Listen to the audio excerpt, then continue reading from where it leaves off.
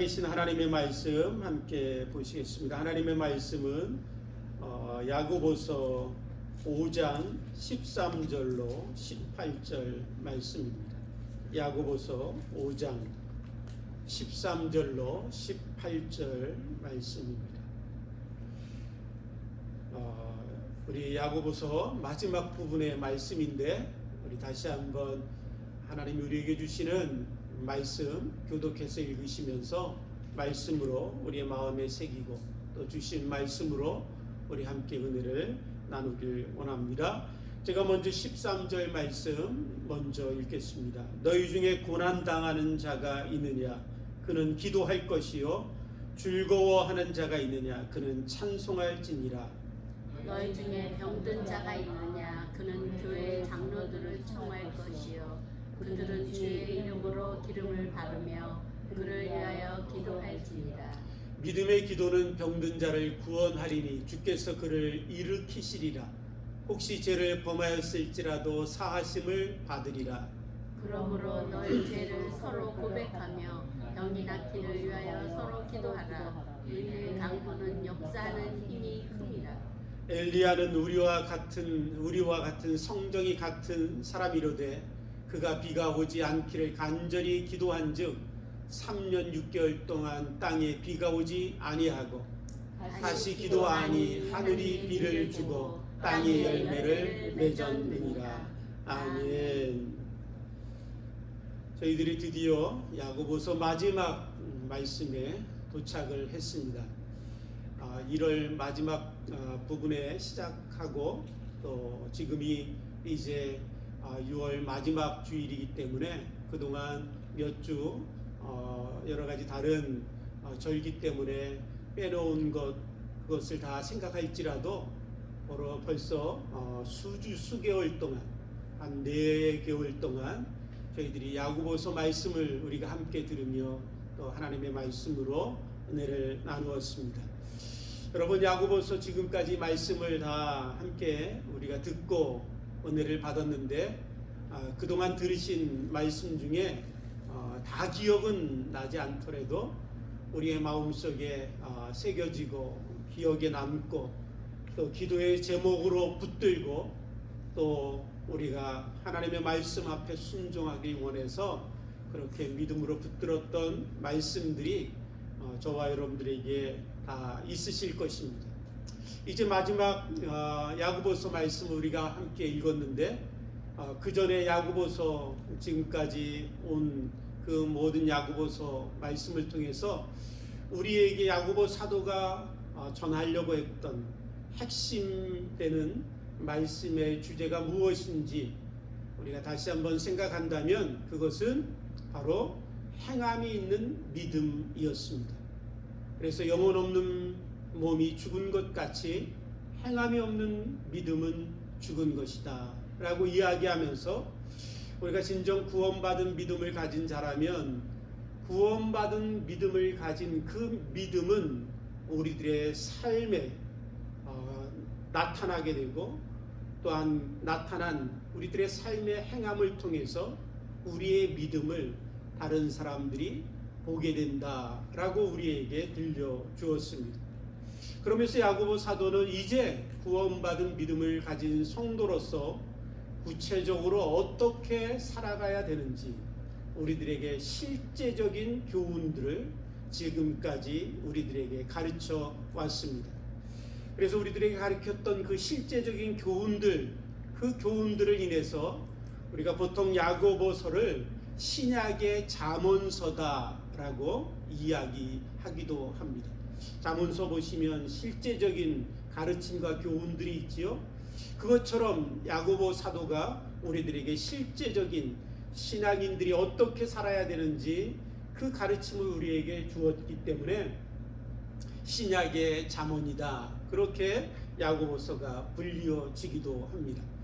그런데 야고보 사도가 그렇게 우리들에게 이제 믿음을 가진 자가 어떻게 살아야 되는지 실제적인 가르침을 주면서 시작하는 그 말씀부터 그 가르침과 함께 우리에게 교훈하고 강조했던 말씀이 있습니다. 그것은 무엇이냐면 기도하라라는 말씀이었습니다. 그래서 1장 5절 말씀에 보면 이렇게 말씀하시죠. 너희 중에 누구든지 지혜가 부족하거든 모든 사람에게 후히 주시고 꾸짖지 아니하시는 하나님께 구하라. 그리하면 주시리라 라고 말씀하면서 우리들에게 기도하라고 우리에게 시작부터 강조했던 야고보 사도가 이제 모든 말씀을 마치면서 마지막 부분에 다시 한번 강조하고 가르치고 권면하는 말씀이 무엇이냐면 기도하라라는 말씀입니다. 기도하라라고 우리에게 가르치고 있습니다.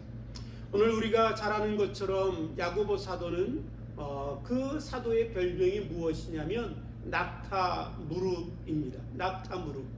그가 얼마나 기도를 열심히 했던지 그가 기도했던 마룻바닥은 움퍽 파였고 그의 무릎은 낙타무릎처럼 변했다고 합니다. 그래서 그의 별명이 낙타무릎이지요. 그만큼 인내하는 기도 또한 오래 참고 견디는 기도를 했던 사람이 바로 야고보 사도입니다. 그러기에 누구보다도 기도의 중요성을 알았고 또한 기도의 능력과 기도의 축복을 알았던 사도였기에 성도들에게 어떻게 살아야 하는지 이야기하면서 강조하여 기도하라 권면하고 있습니다. 그 이유는 뭐냐면 우리가 잘 알아도 내가 어떻게 살아야 되는지 신앙인으로 믿음을 가진 자로서 내가 어떻게 살아야 되는지 알면서도 우리가 그렇게 살지 못할 때가 있습니다. 왜냐하면 우리는 연약하고 부족하기 때문에 그렇지요. 그렇기 때문에 야고보 사도는 우리에게 기도하라고 말씀하고 있습니다. 여러분, 기도는 모든 능력의 근원이 되시고 모든 권세의 근원이 되셔서 그 능력과 권세를 베푸시는 하나님과 연약하고 부족하기 짝이 없는 우리를 연결해주는 생명줄과 같은 것이 기도입니다. 그러기에 오늘 저와 여러분들이 어떻게 살아야 알지만 그렇게 살지 못할 때마다 저와 여러분들이 하나님 앞에 기도하며 하나님 앞에 나아가면 모든 능력의 근원 되신 하나님의 능력이 우리에게 임하고 우리가 구할 때마다 성령을 우리에게 부어주셔서 우리에게 임하신 성령의 능력으로 행하게 하고 순종하게 하고 우리의 믿음이 나타나게 하고 우리의 믿음이 보여지게 하는 축복을 우리에게 베풀어 주십니다. 그러기에 오늘 저와 여러분들이 믿는 사람으로서 늘 기도해야 될 줄 믿습니다. 시작도 기도, 끝도 기도. 우리의 모든 전 인생의 과정이 기도로 저와 여러분들의 삶이 가득 채워지는 축복이 있게 되기를 주님의 이름으로 축복합니다. 오늘 야고보 사도가 그렇게 기도하라라고 이야기하면서 우리가 읽은 13절 말씀을 이렇게 시작하고 있습니다. 너희 중에 고난당하는 자가 있느냐? 그는 기도할 것이요. 즐거워하는 자가 있느냐? 그는 찬송할지니라. 너희들에게 고난당하는 자들이 있느냐? 그러면 기도해라. 또한 참으로 너희들에게 기쁘고 즐거운 일이 있느냐? 그러면 찬송하라 라고 말씀하시지요. 근데 우리가 잘 아는 것처럼 찬송은 곡조가 붙은 기도다 라는 말씀 많이 들어보셨을 것입니다. 그러니까 찬송도 일종의 기도이기에 오늘 야고보 사도는 우리에게 뭐라고 말씀하고 있냐면 너희들이 어려움을 당해도 기도하고 너희들에게 좋은 일, 기쁜 일, 즐거운 일들이 있어도 기도하라 라고 우리에게 말씀하시는 것이지요. 항상 기도하고 언제든지 기도하고 슬플 때나 기쁠 때나 기도하라고 우리에게 말씀하고 계십니다. 여러분, 우리의 인생은 두 가지뿐이 없습니다. 슬픔과 기쁨 두 가지뿐이 없지요. 그러니까 우리의 이 모든 인생의 순간순간마다 언제든지 하나님께 기도하는 자가 되라고 우리에게 권면하고 있는 것입니다. 그래서 에베소서 6장 14절 말씀에 18절 말씀에 보시면 사도 바울도 우리에게 이렇게 말씀합니다. 모든 기도와 간구로 하되 무시로 무시로 성령 안에서 기도하고 이를 위하여 깨어 구하기를 항상 힘쓰며 여러 성도를 위하여 구하고 라고 말씀하고 있습니다. 무시로 기도하라.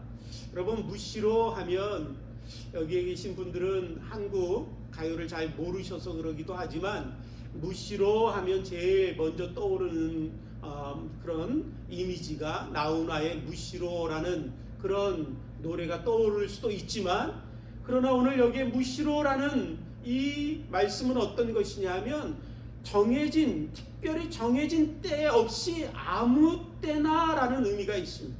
그러니까 특별히 정해놓고 우리가 기도하는 것도 중요하고 특별한 장소에서 기도하는 것도 중요하지만, 그러나 기도는 특별히 정해진 때 정해진 장소에서만 하는 것이 아니라 시도 때도 없이 언제든지 기도하는 것, 그것이 성도에게 주신 하나님의 축복인 것을 우리에게 말씀하고 계시는 것입니다.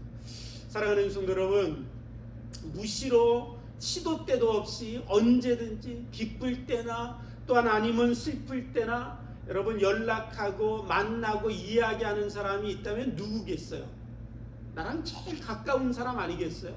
그 사람이 친구든 아니면 내 가족이든 그 사람이 나에게 가장 가깝고 내가 언제든지 찾아갈 수 있는 그런 사람이 있다면 내게는 얼마나 큰 기쁨과 즐거움이겠어요. 그런데 제가 얼마 전에 어떤 분들하고 있을 때 이런 이야기 하는 분들이 있더라고요.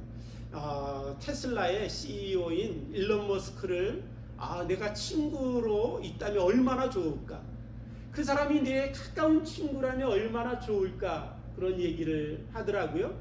여러분, 그 일론 머스크가 나의 친구라면 내가 경제적으로 좀 어려워도 전화해서 나 요새 어려워 막 얘기하고, 내가 지금 자녀들을 결혼시키는데 전화해서 요번에 내 아이 결혼하는데 꼭 와줘 이렇게 얘기하고, 그러고는 한참 얘기하고는 끊으면서 또 금방 전화할게 그러고 끊고는 또 전화할 수 있다면 얼마나 좋을까, 그런 얘기를 하는 것을 들었습니다. 사랑하는 성도 여러분, 하나님은 우리가 그런 하나님과의 관계가 이루어지기를 원하십니다.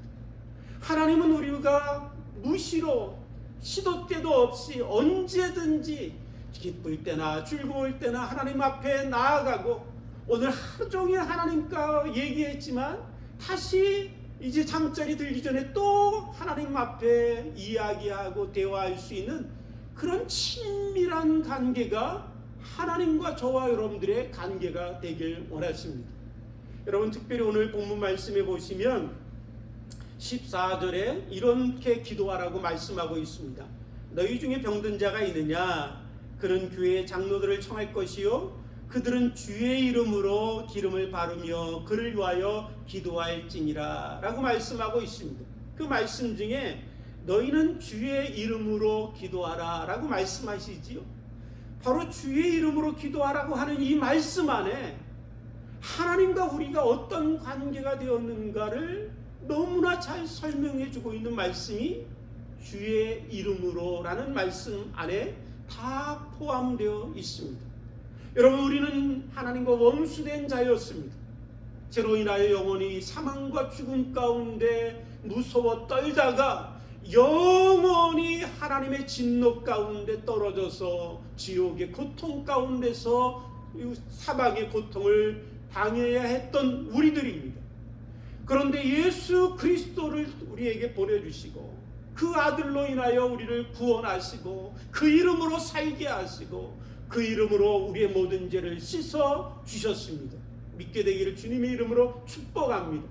뿐만 아니라 주의 이름으로 우리는 하나님의 사랑하는 자녀가 되었습니다. 하나님이 우리를 얼마나 사랑하는지, 여러분, 하나님의 손바닥에 우리의 이름이 기록되어 있다라고 이사야 선지자는 우리에게 말씀하고 있습니다. 우리가 아무리 사랑하는 아들, 딸이 있더라도 내 손바닥에 그 이름을 새기고 사는 사람들은 없을 것입니다.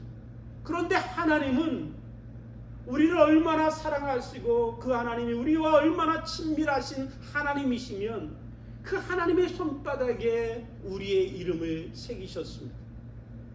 하나님이 우리를 얼마나 사랑하는지 세상의 그 어떤 것으로도 하나님과 우리의 사이를 끊을 수 없습니다. 심지어 천사라도, 심지어 우리의 마지막이라고 하는 죽음조차도 하나님과 우리를 끊을 수 없습니다. 뿐만 아니라 우리가 이미 하나님의 말씀을 야고보 사도를 통해서 들었지만 야고보 사도가 야고보서 4장 5절 말씀을 통해서 뭐라 말씀하시냐면 하나님은 우리를 시기하기까지 사모하시는 분이시다라고 말씀하고 있습니다. 하나님이 우리를 얼마나 사모하시고 가까이 하시고 만나시고 교제하시고 친밀하게 함께 거하기를 원하시는지 시기하기까지, 여러분 하나님을 시기하기까지라는 그 단어를 쓰실 때 여러분 어떤 느낌이 드십니까? 어떻게 하나님이 시기하시지? 라고 생각할 만큼 그렇게 하나님을 모독할 것 같은 그런 느낌을 주는 단어이지만, 그러나 정말 하나님이 시기하기까지 우리를 사모하시기에 야고보 사도는 야고보서 4장 5절 말씀을 통해서 하나님이 우리를 그렇게 사모하시며 사랑하신다라고 말씀하고 있습니다.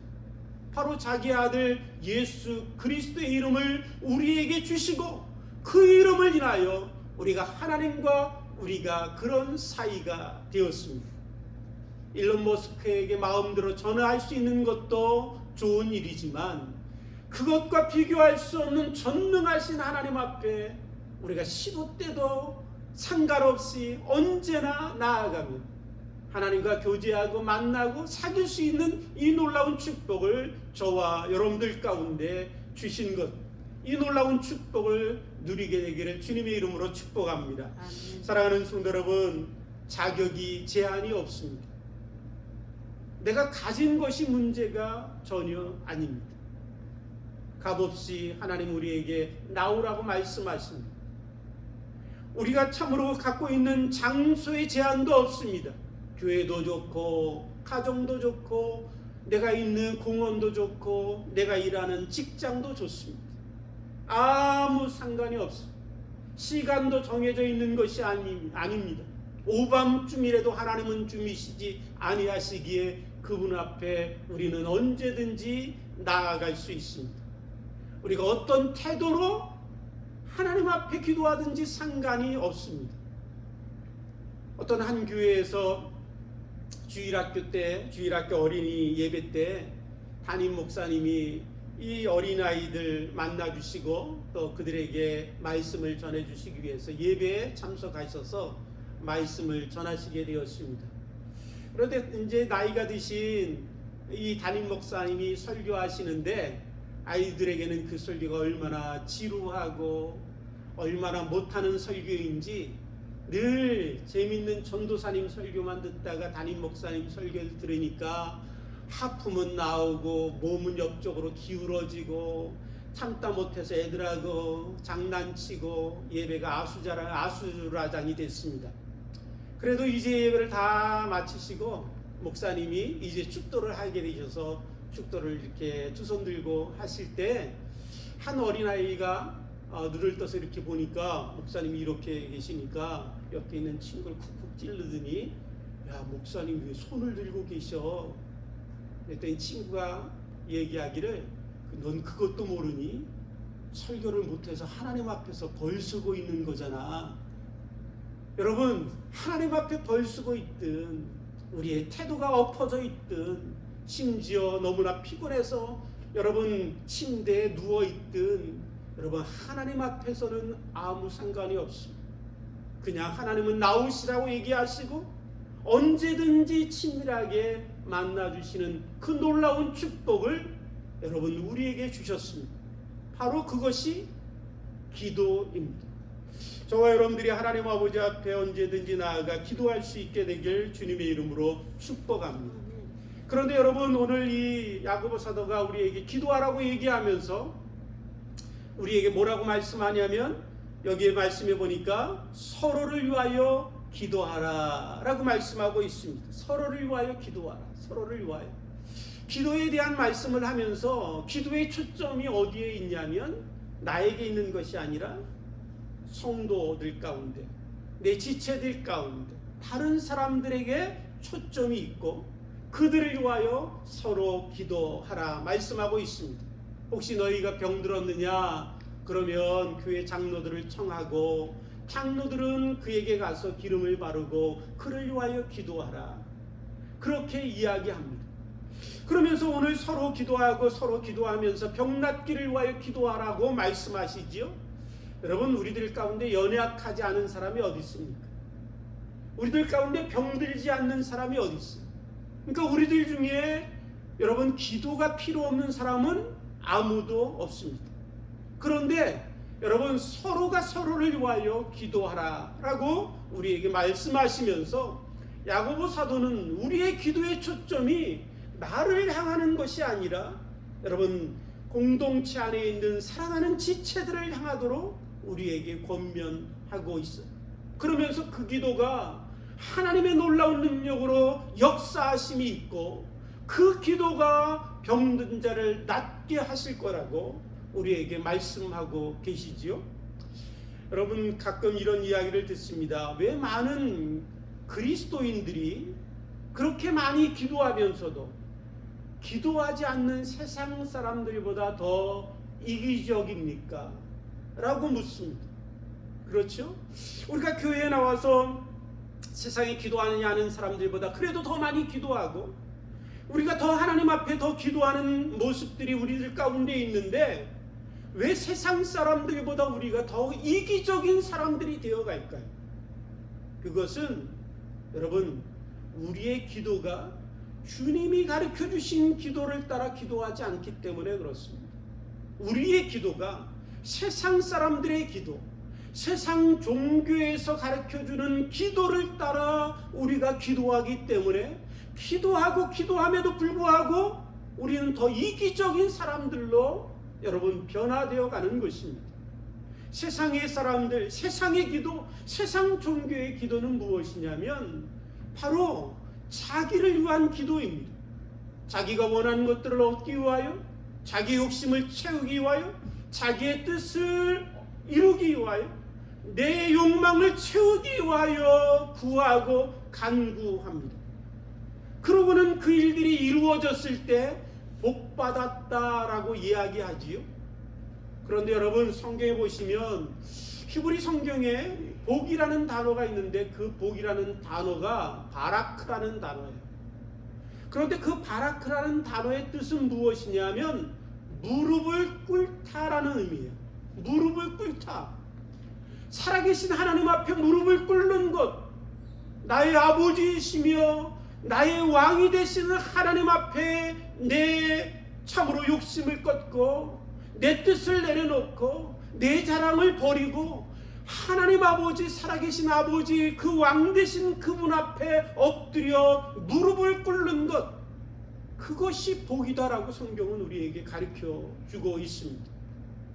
사랑하는 성도 여러분, 저와 여러분들이 하나님 앞에 무릎을 꿇고 내 것을 내려놓고 내 욕망과 내 욕심들을 꺾어버리고 내가 내 뜻을 구하던 내 삶에서 하나님의 뜻을 구하며 무릎을 꿇는 게 뭐죠? 그게 기도입니다. 그게 기도예요. 그래서 성경은 기도하는 자가 복되다라고 말씀하시고 그 기도하는 자를 하나님은 기뻐하시고 그 기도에 하나님은 응답하여 하나님의 뜻을 이루시고 영광을 받으신다라고 말씀하고 계십니다.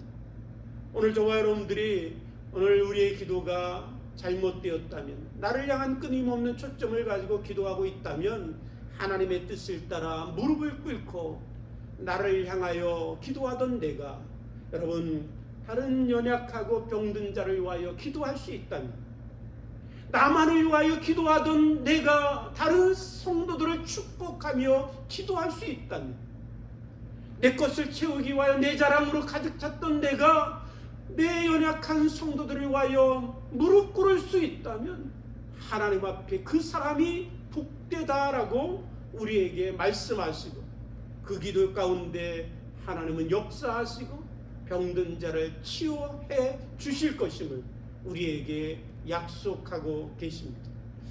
오늘 저와 여러분들의 기도가 다시 한번 하나님 아버지 앞에 정말로 무릎 꿇을 수 있는 기도가 되길 원합니다.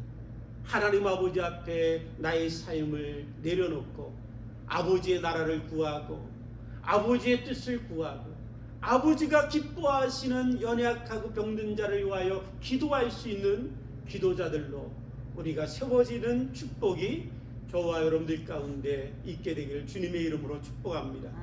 16절에 이렇게 이제 이어서 야고보 사도가 이야기합니다. 그러므로 너희 죄를 서로 고백하며 병낫기를 위하여 서로 기도하라. 야고보 사도가 기도하는데 서로를 위하여 기도하는데 뭐라고 얘기하냐면 서로의 죄를 고백하며 기도하라 라고 우리에게 가르쳐 주고 있습니다. 제가 알던 어떤 한 선교사님이었는데 그 선교사님이 선교를 마치시고 한국에 들어오셔서 어떤 교회에 이제 참석하고 출석하시게 되었습니다. 기도 모임에 참석하시고 그 소그룹 가운데 모임에 참석하셔서 삶을 나누고 이야기하던 가운데 오늘 이 본문의 말씀처럼 서로의 죄를 고백하라 라고 하신 말씀처럼 이 선교사님 안에 또한 그 과거에 있었던 실수와 잘못을 고백하게 되셨습니다. 그런데 너무나 안타깝게 그 선교사님의 고백이 사람들에게 퍼지게 되었습니다. 그 고백을 들었던 사람들 가운데 수군거림이 생기고 가십거리가 되었고 놀림거리가 되었습니다. 어떻게 선교사가 저럴 수 있지? 그러고는 그 이야기가 그 교회 가운데 다 퍼져서서 사람들이 이 선교사님을 멀리하게 됐습니다. 그러고는 결국 선교사님은 그 교회에 다니시지 못하고 다른 교회로 옮기시게 되었습니다.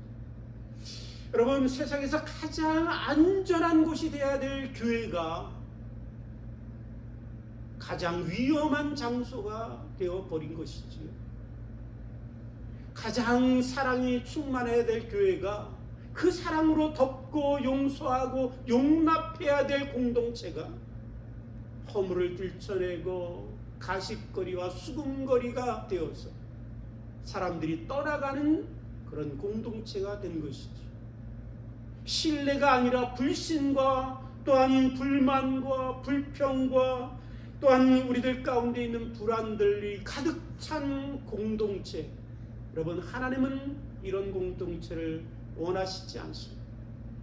정말 세상에서 가장 안전한 공동체, 어떤 허물과 어떤 더러움이 있어도 용납하고 받아주고 덮고 사랑할 수 있는, 또한 무엇보다도 신뢰하고 믿을 수 있는 그런 성도의 관계가 이루어지는 그 공동체를 하나님은 원하시고 계신 것을 저와 여러분들이 믿게 되기를 주님의 이름으로 축복합니다.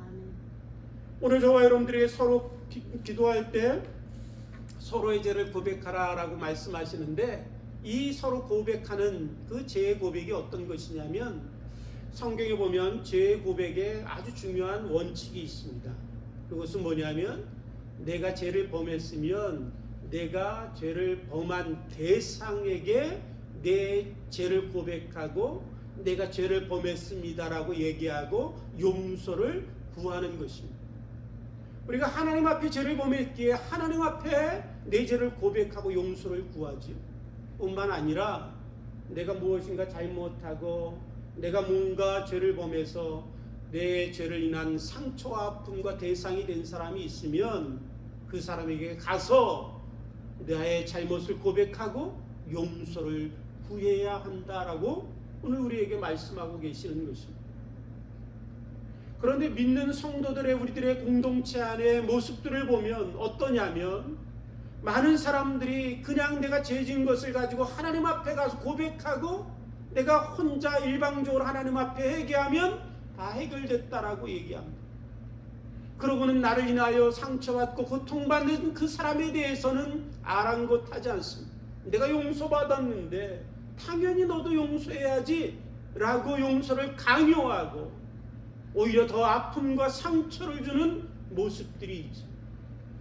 하나님은 우리들에게 말씀하십니다. 너희가 죄를 범하였다면 너희의 죄를 인한 대상에게 가서 죄를 고백하고 그 죄를 인한 아픔과 눈물을 닦아주고 그에게 용서를 구하고, 그때 너희가 서로 기도할 때, 용납하고 받아들일 때 그 공동체 안에 놀라운 치료의 역사가 나타나고 병든 자가 치료를 받고 하나님의 역사하시는 놀라운 능력의 힘이 나타날 것이라고 우리에게 말씀하시지요.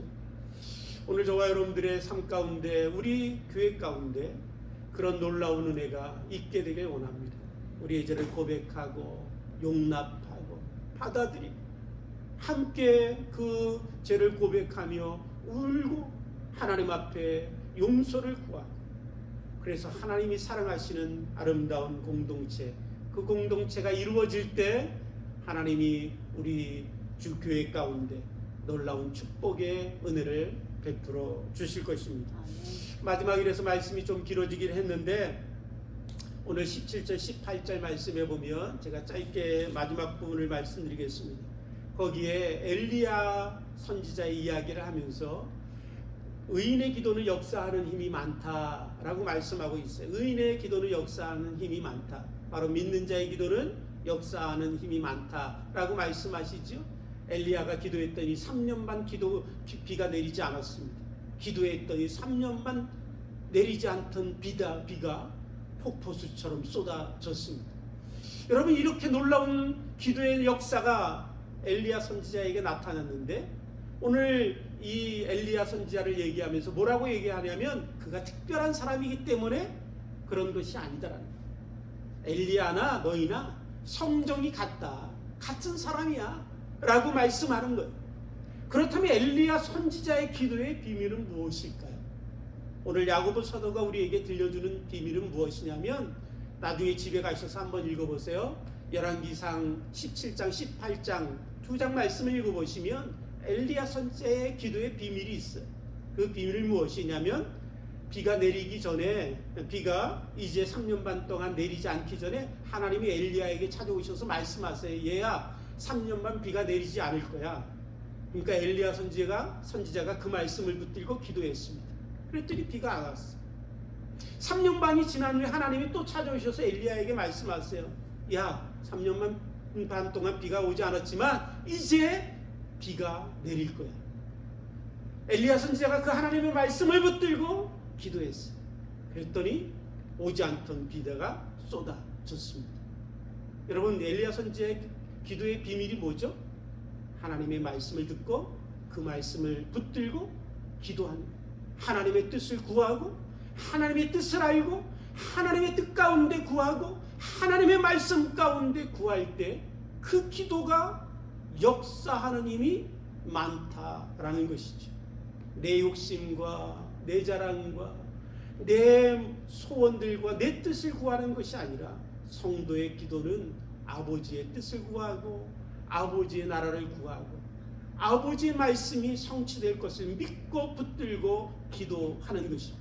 그때 저와 여러분들의 삶 가운데도 엘리야 선지자에게 있었던 그 놀라운 기도의 능력이 우리에게 나타날 것임을 말씀하고 약속하시지요.